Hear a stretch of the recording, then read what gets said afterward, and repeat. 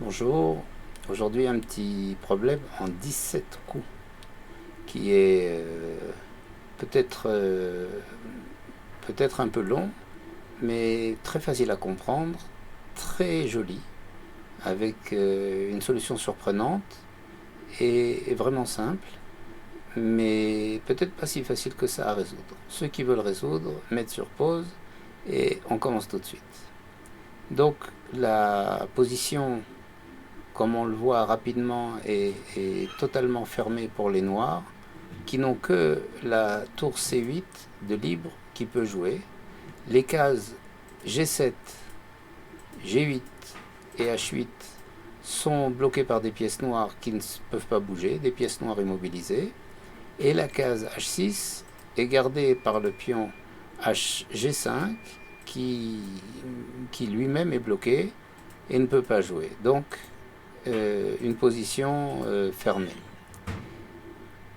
Au niveau de la situation du roi blanc en H3, il est exposé à des échecs de la tour. Si les blancs capturent la tour noire, il y aura patte. Donc la tour noire euh, peut poursuivre le roi blanc par des échecs permanents et menace ainsi d'obtenir l'annulité. Donc, si on veut arriver à un mat dans un temps relativement rapide, il faut tenir compte de ça et se débrouiller pour que la position reste fermée autour du roi. On vient de pas s'éparpiller pour essayer de gagner en promouvant des pions, tout ça, c'est hors sujet.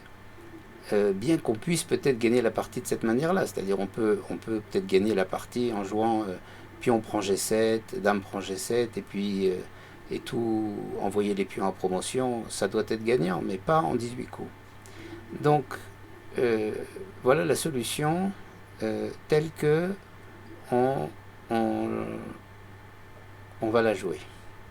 Les blancs jouent cavalier D7 et fixent la tour noire avec une menace d'échec en F8. Par exemple, si la tour ne fait pas des échecs tout de suite au roi blanc, mais reste sur la huitième pour contrôler F8, eh ben on aura cavalier F8 échec, tour prend F8, tour A4, la tour joue n'importe où, et tour H4 mat.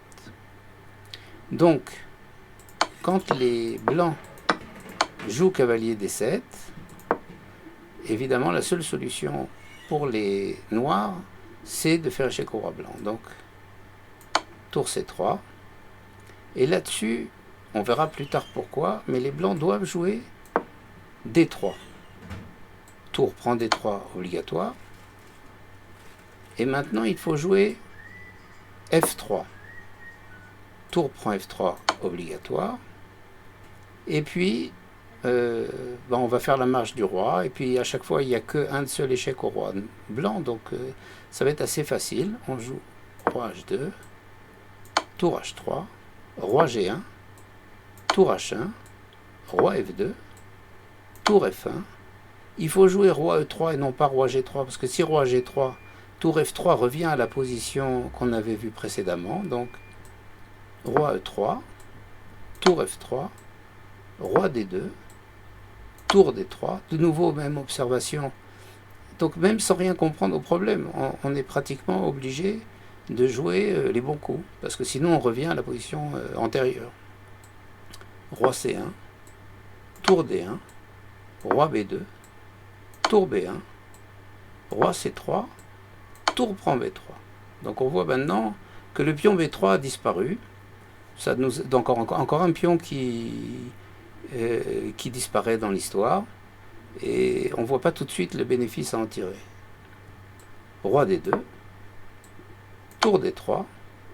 Alors même topo, c'est pas la peine de revenir en C1, ça va rallonger sans rien ajouter. Roi E1, tour D1, roi F2, tour F1, roi G3, tour F3, roi H2. Et maintenant, on voit que l'utilité d'avoir une tour A3 dont la ligne a été ouverte par la disparition du pion B3 capturé par la tour noire, de telle sorte que maintenant si les noirs continuent par tour H3, nous avons tour prend H3 mat. Et si les noirs prennent la tour en A3, il y aura cavalier fuite mat. Voilà. Donc, on comprend maintenant pourquoi les blancs ont dû sacrifier les pions D2 et F2. On va voir ça tout de suite. Je remets la position. Je reviens en arrière. Voilà. Donc on a joué cavalier D7, tour C3. Maintenant, je vais juste montrer l'itinéraire du roi blanc. Il a joué en H2, puis en G1, puis en F2, puis en E3, puis en D2, puis en C1, puis en B2, puis C3, D2, E1, F2, G3 et H2. Donc, il a bien fallu, pour permettre ce mouvement du roi, commencer par éliminer les pions D2 et F2, de telle manière que la route soit libre. Donc, en début, toute la difficulté, c'était de comprendre ce qui allait se passer et de jouer au tout début la libération de ces cases en jouant le sacrifice D2, D3, puis après F2, F3.